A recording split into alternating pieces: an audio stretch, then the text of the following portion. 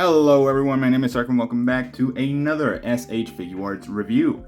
In today's video, we're going to be taking a look at the wonderful and adorable Nezuko Kamado from Demon Slayer. Yes, we finally have the second figure in the Demon Slayer SH Figuarts line.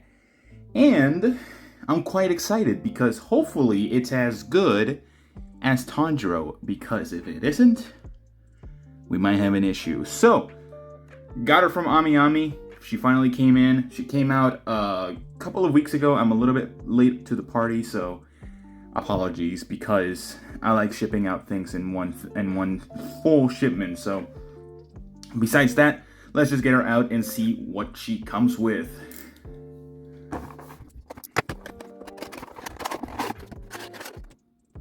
Alright, so here we have Nezuko in her tiny glory. And honestly, I gotta say, I'm quite a bit surprised already. So, Nezuko herself stands at a whopping 5.5 inches, 5.25, I think. 5.25, it looks like it.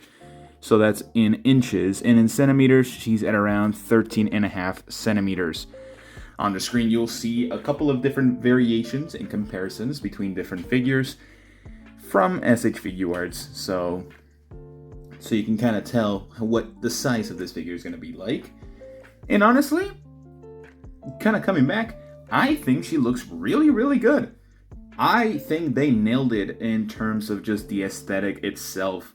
Again, they did it really well with Tanjiro, and I'm honestly not surprised that they also did it pretty good with Nezuko.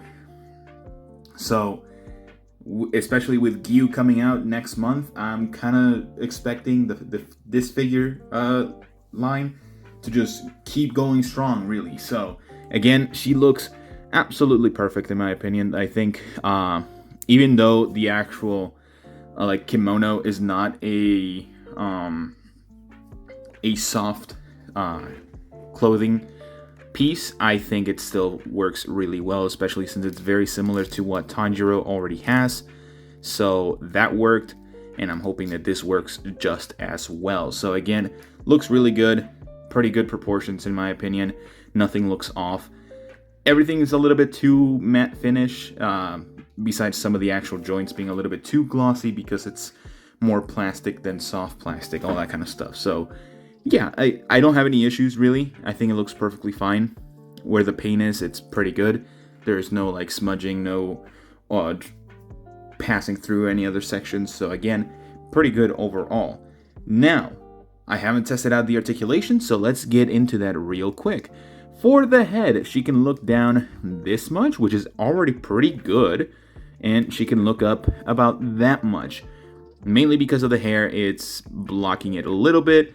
There is some movement in the actual hair, so you can rotate them side to side, swivel them, all that kind of stuff. So these two sections are movable to an extent to actually get a little bit more motion. She can look side to side pretty well, in my opinion, and of course pivot to the sides as well, just a little bit, not too much. I don't know what kind of mechanism it has. I'll probably put it on the screen if I figure it out. But for the arms, she can pretty much T-pose pretty darn good, in my opinion. She can get a little, pretty much all the way up. All the way up. So, again, those arms are already great. And they're a little squeaky, so I might have to put in the shock oil to smoothen those joints out a little bit, kind of like what I did with Tanjiro. His arms were a little bit stiff and squeaky, and I did not want to break them, so I might do the exact same with Nezuko. So, for the rest of the arm, you can rotate it. That happened. Okay, so, okay, I did not expect that to happen, but you can rotate the arm 360 degrees if you wanted to. And you do have a bicep swivel, which I'm actually surprised. I didn't think they were going to include it for her specifically. And we do have a double jointed elbow, which looks really nice and doesn't look that off-putting at all. Now, for the wrist peg, it's actually a separate piece inside. So this section right here for the sleeve is actually completely separate and doesn't necessarily plug into the actual socket and it's just kind of moving there freely. And then you can move the actual wrist and forearm however you want. So you can move them here, here, back, forth, all that kind of stuff. And then you have, of course, your hand hinge and all that kind of stuff. Funnily enough, I didn't notice this, but for the hands themselves, they're actually like sharp nails. So this is her demon form, so of course she would have sharp nails. I'm just kind of a little bit surprised about that, really. I thought they were going to be regular until with some variations of nails and all that kind of stuff.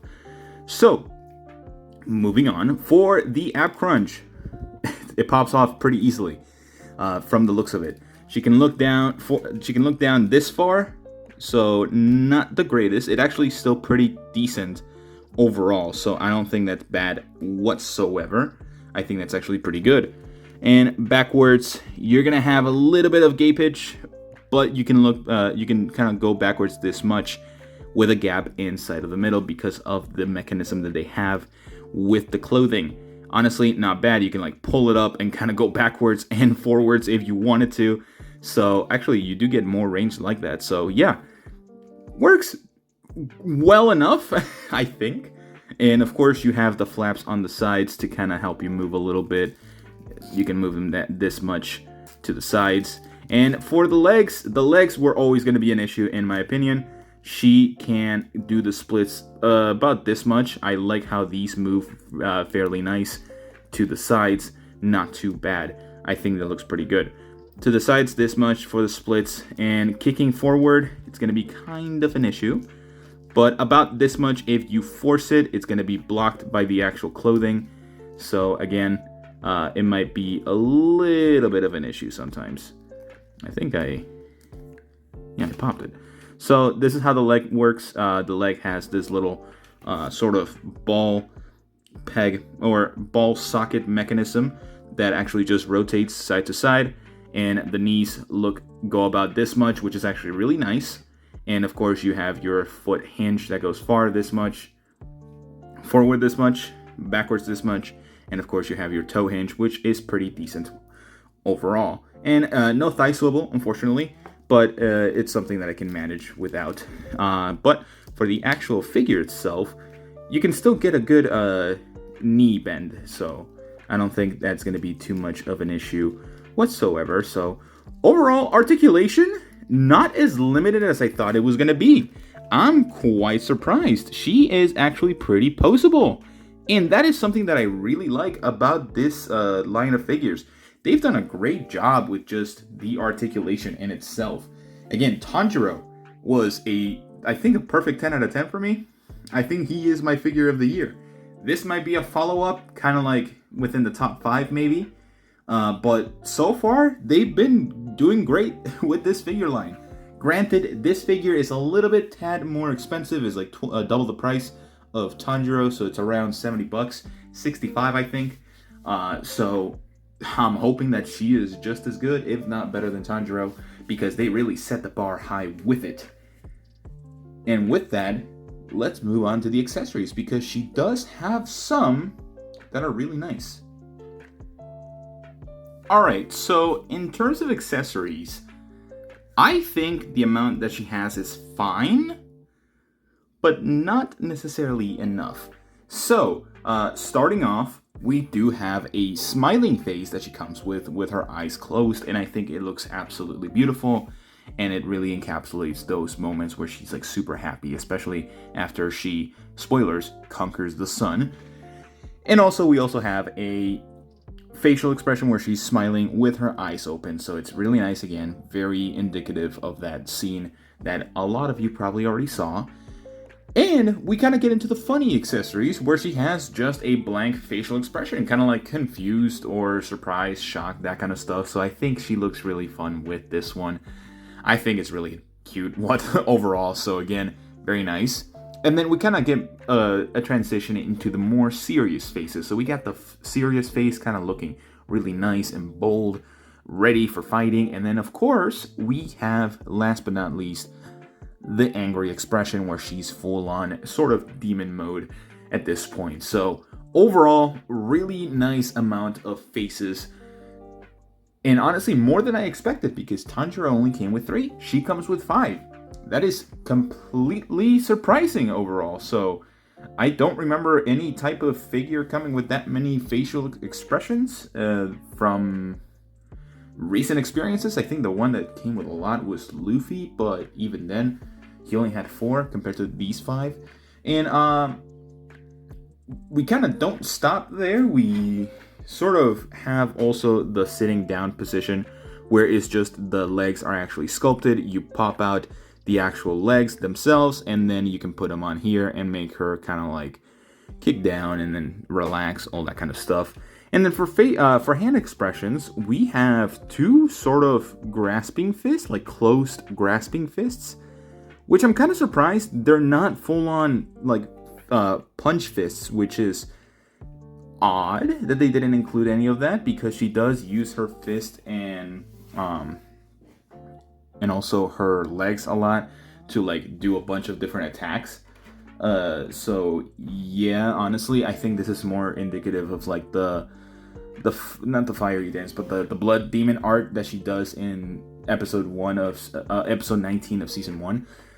So I'm not too distraught or bothered by that. So kind of moving along, we also have open hand palms where she's like ready to scratch enemies with her actual claws and everything. Very effective, really nice.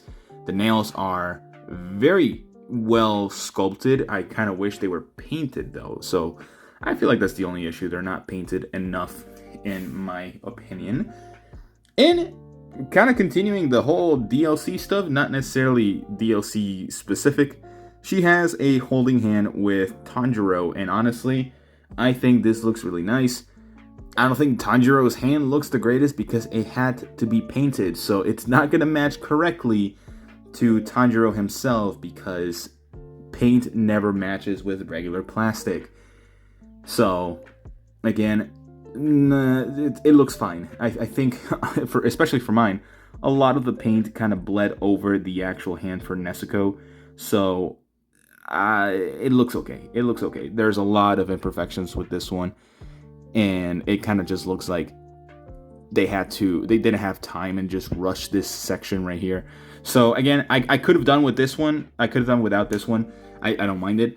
My only gripe with this figure is she doesn't come with a box. You'd think for a figure that is a little bit more expensive, almost double the price of Tanjiro, she would come with a little bit more. Tanjiro came with 2 swords, 2 sword guards, and a lot of different hand gestures and 3 faceplates. That's a lot for a $35 figure. A figure like this, I guess sort of leading into my final thoughts, a figure like this doesn't come with much in terms of like actual accessories, and it's a little bit pricier. So it's the usual Bandai shenanigans, and I don't mind that every now and then. So one thing that I've kind of seen as of recent, especially with recent announcements, is effect parts. Specific effect sets are being made for figures that are either already released or are going to be releasing soon, or in the future. As of today, earlier this morning, we got announced the Bakugo and Deku effect accessory packs for both of them. I have no issue with that. They should have come with those accessories already, but whatever. I don't mind. I would imagine this Nezuko is going to get an effects set in the future based on how good they sell. If they do that, I expect like the Blood Demon art stuff, especially for Tanjiro as well. So expect a lot of different effects for these figures, because that's pretty much what the entire anime is all about. Like those flashy effects that happen throughout every single fight. It's going to be beautiful. Hopefully they actually do those. It's just kind of a bummer that she doesn't come with much, especially for a higher price that they asked for this. And it's really just because of the extra leg mold that they're charging more for that. If they didn't have the leg mold, I'm pretty sure this figure would have been $35, exactly like Tanjiro. So, again, I have no issue whatsoever. Hopefully they kind of learn. Gyu is also going to be like expensive, and he doesn't look like he comes with much. So I feel like they dropped the ball a little bit with this one. They started off with a really, really good high-end figure with a lot of accessories, and kind of dipped a little bit with this one. But sort of with my final score for this, I'm going to give this an 8 out of 10. It's a good figure. She poses well. The articulation is great. The paint job for everything else besides that extra handset is really nice. It's just, again, the points are brought down because lack of accessories, especially that box. If it was that box for Tanjiro, that would have been perfect. Or a mini version of herself would have been perfect as well. And also the price of it. A little bit too expensive for my taste. But again, I think this figure was well worth it in the end. So I think an 8 is very suitable for this figure. So again, that's all the time I have for you guys today. Let me know what you guys think down in the comments. Let me know your thoughts, all that kind of stuff. I'm really hoping that this figure line does good and that they keep doing a lot more of these figures, because I'm very excited if they keep doing that. So I'll be so excited. I'm gonna get the MHA figure line. Already got Deku on pre-order. Gonna get Baku on pre-order when he comes out on the September 10th for pre-orders. I'm gonna try to get all of those because I'm a fan of all of them, and I want to give you guys good reviews for that. So again, let me know what you guys think down in the comments below. I will see you all in the next one. Bye bye.